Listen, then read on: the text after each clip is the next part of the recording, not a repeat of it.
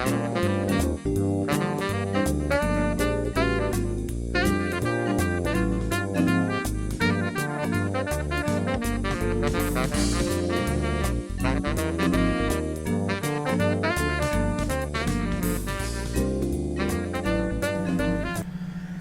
folks, I'm L.A. Little and this is your daily TA wrap. Well, we take a look at these markets and we do it from a neoclassical perspective, each time asking ourselves what happened today and what does it do about our view of tomorrow. I do the show 4 times a week, Monday through Thursday, live at 9 o'clock Eastern Time here from the base of the Rocky Mountains. I also do a show on Sunday. If you can, you tune in on Sunday. Try to do a weekly wrap, take a little bit broader perspective. And you can always catch all these shows, both here on TA Today, right? Just pop into TA TV, come to all channels. You can watch it there, or you can actually go over to YouTube. You can subscribe on YouTube. You can watch this on your iPhones, your Androids, it doesn't matter. You can watch it anywhere, so whenever it's convenient for you. You can also send me questions. Those questions, you can shoot them over to me at support@tatoday.com, or you can text it to us at 303-912-9110. Or, of course, you can pop it into the chat room here, and I can pick it up there if you register with live stream. So, all right, so what happened today? Here we go again. Markets don't want to go down. They don't want to go up. When everybody's selling, nobody wants to buy. When everybody's buying, nobody wants to sell. It's always the way it is, right? All we had was a little bit of a pullback in the listed issues. The industrials down slightly, 31 points basically. The SPX down 0.3%, a little half a point, 18.19 1/4. We had the composite up again, 42.01, gets up 10 points today. NDX up another 5.5. New highs on those guys. Russell also tacked on, and actually the Russell was the leader today, 1132.5. We had oil up about $1.50, and then it gave it all up, finished flat. We had gold up about $3 today. It looks like it's down about 4 after hours. Silver was up slightly, also down after hours. Dollar was a little bit higher today, not that much. Bonds sold off today, and they're back up after hours. If we look at the indexes, S&Ps, or actually we can start here with the Dow. The Dow goes over yesterday, back under, less volume. That's a 2-bar reversal after an extended move. That says we should pull back. Of course, we saw this on the sectors the prior night. We saw it on the sectors. Didn't matter. Here's an extended move. You're over the highs, right? Less volume, should pull back. If we go over and look at the S&Ps, S&Ps look just like the Dow. Did the same thing. They get up, over, and I believe they actually tested into 1826.96, 1826.55. Missed it by 40 cents. All right, so you're doing 33, back up into 46, over 36. So you do have the same setup as the Dow, and that is that you go over, back under, right? Lower volume after an extended move. That's about as clean as it gets. That should turn and go the other way. Now that's 2 of the 5. SPX being broad, Dow Jones not being so broad. Here's the other ones that are broad. Russell. The Russell does not do that. The Russell gets up and over, has less volume, but the Russell gets up and over, stays over, right, and gets over that bar it failed on yesterday. That says this thing can continue to try to move higher. So, listed issues saying lower.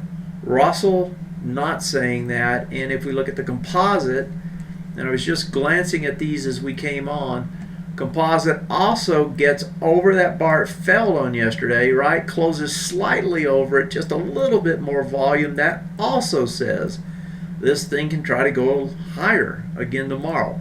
Now, what I would note is that you've got a doji after 5 extended days up, right? You had a big reversal here and then 4 straight up bars, big percentage move.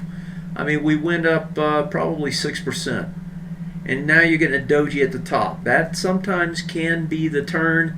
We didn't really get the doji on the Russell. On the NDX going after the highs. That high was 36.34.65. You get over it, 36.35. You close underneath it. That's a failure at the highs.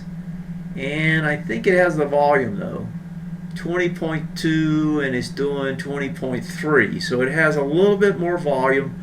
So yes, extended move. Yes, test failure at the highs on price, but not on volume. Has the volume.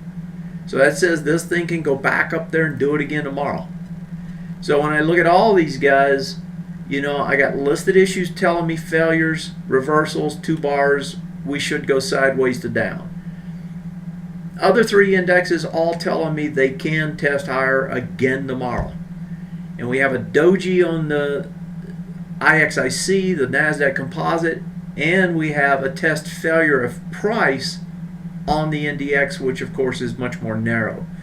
Speaking of the NDX, it's all about Apple. I mean, Apple's up 10% on this run. Apple went from 55 is 493.55 up to 39.56. So you did basically, that's almost 10%.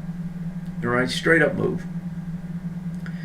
If you want to know what's driving things, well, here's your answer. And look at how it's driving it. Of course, you know, volume only matters when you're coming into something. And right now you are coming into this retest regen.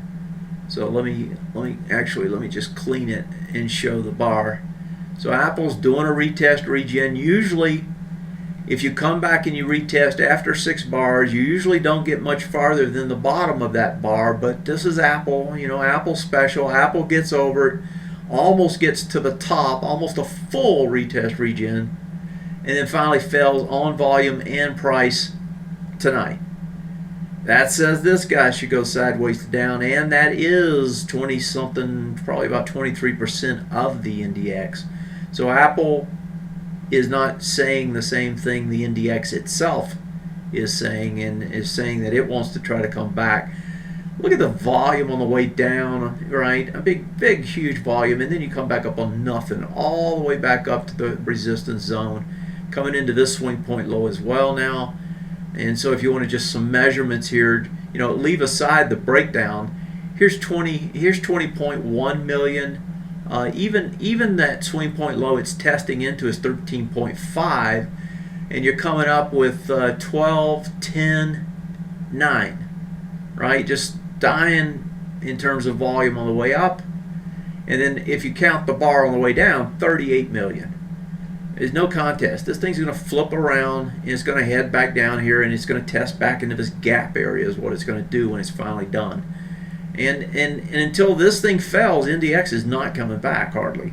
I mean, it's almost impossible to come back without it. Yeah, it's possible, but it's not probable. This thing has to at least go sideways, typically down, to get the NDX to trade down. If we look at the rest of the big 3 in there, they're 33% of the index. Microsoft hasn't been doing as well, but it's coming up, and you can see it's coming up on absolutely nothing as well. And then Google's the other big dog, and Google is the big dog, really. This is the one that keeps pushing highs. That high, 1186.54, got over it yesterday. Did not test fell over today, but it's right there hanging at the top. So if you want to know why the index keeps going and keeps pushing, well, there's the 3 guys that are doing it. And of course, the other one is the semis, which we'll go to next as we start looking at the sectors. So the semis, you know, beats me as to why they want to be so strong, but they sure as heck are doing it. And this is typical of the semiconductors. You get huge moves in these guys. So you have a nice big straight, you know, blast to the downside, and then it comes all the way back up. Naturally, it comes up on less volume like everything else compared to what was up here, but it's doing it, and it did it again tonight, and it can go higher. You know, it looks to me like, you know, this thing wants to get all the way up to here. So, you know, what can you say? 30. So what is that? That's 39.90 to 42.60. So that's just call it 40 to 42.50, right? So that's 250 on a 40. So that's about 7%. So I guess that's not as much as some of the other ones, but the semis are definitely pressing higher. Let's flip through some of these sectors, see what they look like. So IYT still can't get anything going. The transports, you know, they're moving goods around. If they finally run out of gas, that's going to be bad news. They haven't been able to get down, hadn't been able to get to the top of the second breakdown bar yet. That's pretty weak.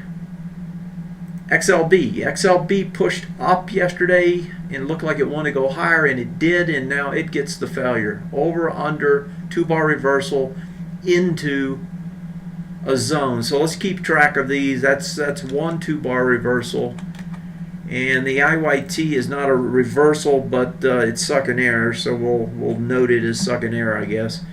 XLE, and what I want to see is if most of these sectors are going to say the same thing, and I'm suspecting they are. 2-bar reversal here. Okay, so that's the XLE. Now that one's not as extended, so that one's kind of a little bit questionable to call it 2-bar. Here's an extended one. Man, are these volumes right? Let me look somewhere else, because every one of them, I thought 1 or 2 maybe might make sense, but let's go to what was that, like XLE? Let's see what these volumes look like.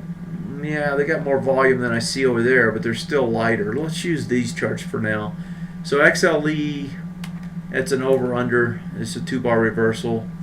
All right, this looks more reasonable. So XLF, looks like we haven't got updates on our charts yet. So that's 20, 37, 38, so slightly more volume on the XLF. And so that one is not a 2-bar. It's a failure on price but not volume. That one can test again tomorrow. Let's see what the rest of these guys look like. So XLI, and that one stays over. It has about the same volume. It's going into the big bar down. That's at 5106. And it got a penny shy of it. I would expect it hits it tomorrow and probably fails there. So XLI is going to try to go up a little bit more than fell probably. XLK, these have been pushing, of course, as a result of Apple and Google and so forth, and still pushing. That one can continue on. There's nothing to stop it. So that one still is okay. XLP. Let's see what this one looks like. And so that's a 2-bar reversal. XLP is a 2-bar. XLU hasn't quite tested the top. This has been one of the stronger ones of late. I guess that's the safety valve. XLV looks like a 2-bar reversal. 57.63. Yeah, 2-bar reversal there. And XLY, let's see, XLY was the weakest yesterday. Let's see what it did today, and it also is a 2-bar. So when I look at the 2 bars, I got 1, 2,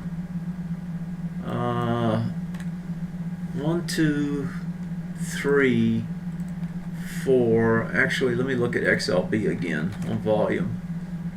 And yeah, that one was. So we got 4 out of 10, and then you got 1, 2, 3 others that are going to try to go lower, and a couple more that can go higher. So sectors also reflecting what those listed indexes are doing, and we already know we're stretched. We're just looking to see, is there enough evidence that we're actually going to get a pullback, because so far, of course, each time it has looked as if there was enough evidence, or at least the start. 2 days ago there was the start of evidence. Last night it looked like we had the evidence. We did go sideways on the listed, but we did slightly push higher on the others. Now we got the listeds failing on 2-bar reversals. We have the others still going higher. We got 4 out of 10 sectors with 2-bar reversals. Let's go over and see what our ox markets look like. And what I want to see here, and I'll just use these charts so I know I'm seeing good volumes. Okay, so the TLT is pressing back. Let me draw this. Let me get this back over here. There. So the TLT is pressing back to this bar, 105.61, got to 105.62. Okay, this one is about ready to flip around. So if we take a look here, right, the bottom of the big bar is there. We're a penny away from it. We could test into it tomorrow again, but I suspect this is where it's going to get a bounce. Another indication that those indexes should try to pull back. I don't think the dollar is going to tell us anything, but let's take a quick look at it. And no, it's not really telling us anything. Let me see what gold did. Gold 2-bar reversal. Same thing. Okay, so gold also wants to pull back finally. So you go over, back under, lighter volume, and that's a somewhat extended move. Not crazy, but it's 4%, right? That's enough. So that one looks like it wants to pull back. We're going to pull back to, well, it may not pull back far. It may be just setting up something else right here. So this had an ABCD structure. No, never did. Yeah, never did. So it broke out from here. So that would be probably the worst case pullback to start with. Yeah, so this is the zone we should try to come back into. But certainly a reversal over and under, you might call it an extended reversal given the size of the move. In terms of, I wouldn't call it extended because it kind of milled around here and then it got to move. So to me, that's not that extended. Let's see what else is there. And let me look at the oil market today, given what it did. Let me look at it over here. Where's that chart? OIL.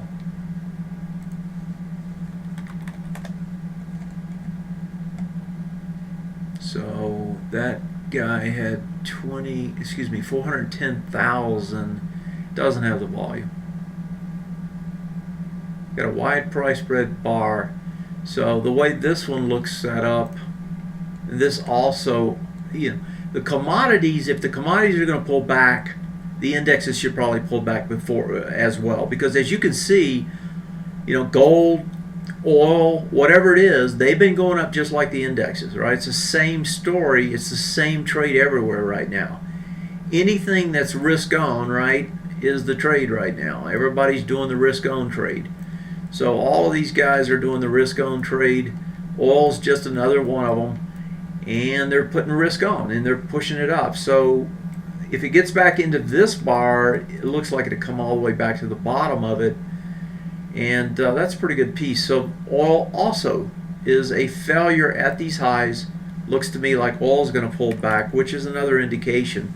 Let me see what the, just out of grins here, what UNL is doing. Natural gas, still hanging at the highs.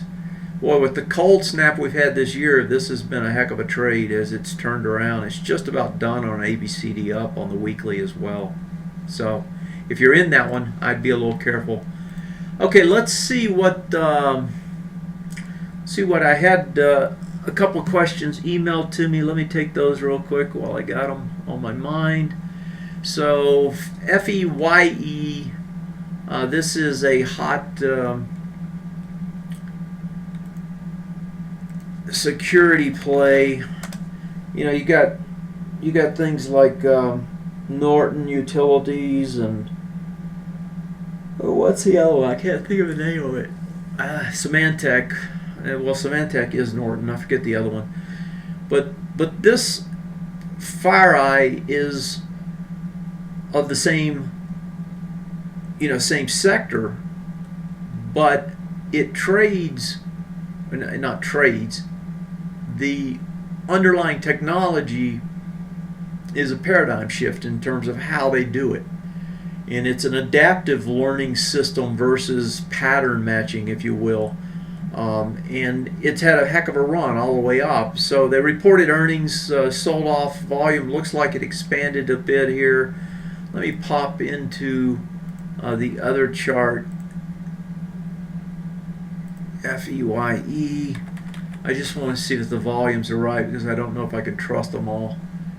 Because it looks like our quotes are slightly delayed today. 4.5 million coming back, and that's what I'm showing. So okay, looks like the individual stocks are right. Okay, so you coming back 4.5 on the way back. The question is will it get to 54?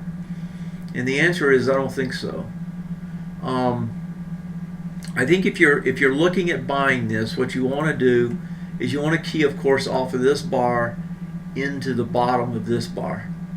So you have these two that you're working with. That intersection is right here, and that's where you want to be looking to try to get into it. If it can push under this, you'll make it down there, right? But it's got to get underneath this to push. And if it breaks there, right now it's coming back with some volume. So if tomorrow it hits here and it still has volume, then I'd wait and I'd see if I can get it back down into here. This has had a huge run. I mean, from $32 to 75. I mean, 33 to 75 in the span of what, 10 weeks? So you've basically done a 200% move already. So I wouldn't get too aggressive. 54 is a good number. I don't know that you'll get to 54. I think you'll get to the top of this huge bar at best, and that's where I'd probably try to pick it up. The other one was iRobot. iRobot I featured on the 1 minute trade today. I don't know if you picked up on that. If you haven't, you might pop over to the site. There's a lot of information on the site. Each day I do a 1 minute trade. Today I featured iRobot.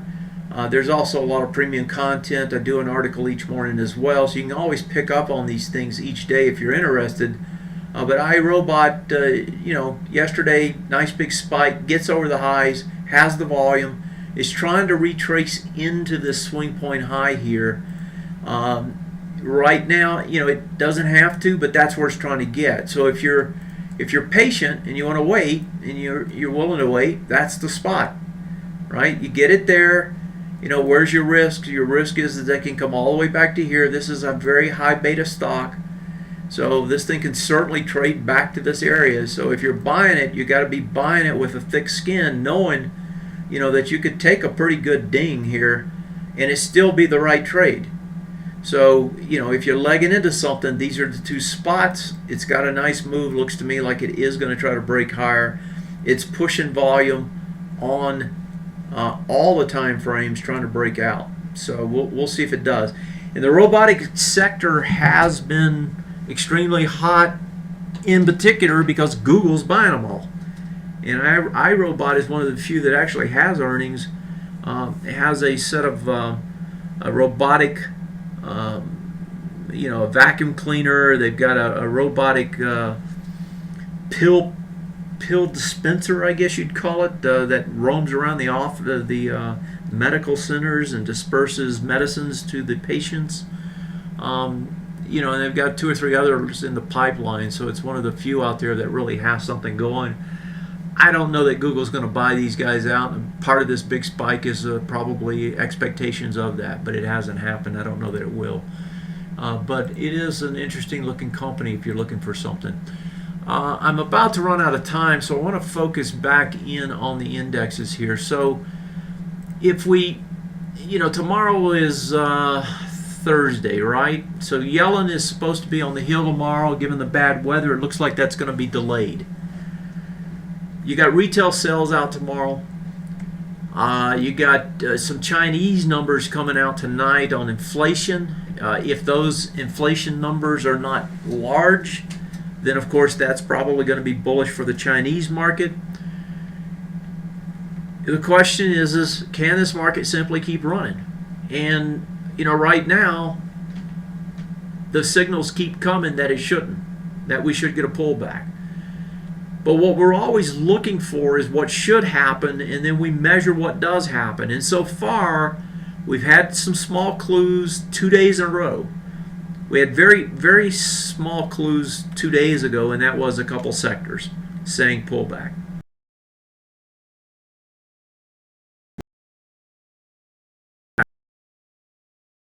This night there was, the night prior, there was signals that two sectors could try to go sideways to lower.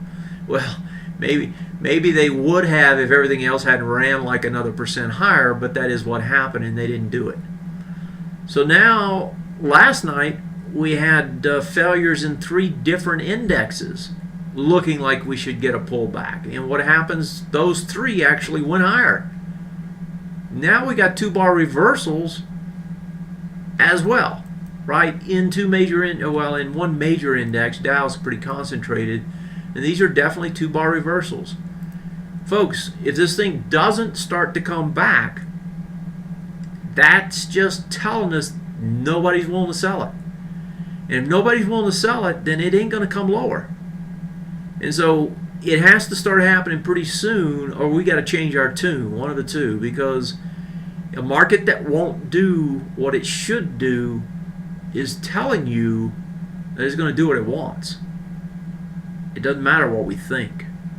So we're at a point where, sellers are going to have to assert themselves, or this market simply isn't going to come in for now, and it's going to go all the way back up there. Well, it's definitely going to come up and test this on the SPX, but it looks to me like, if you don't get a pullback in here pretty soon, this thing's going to test top of the range and probably break out.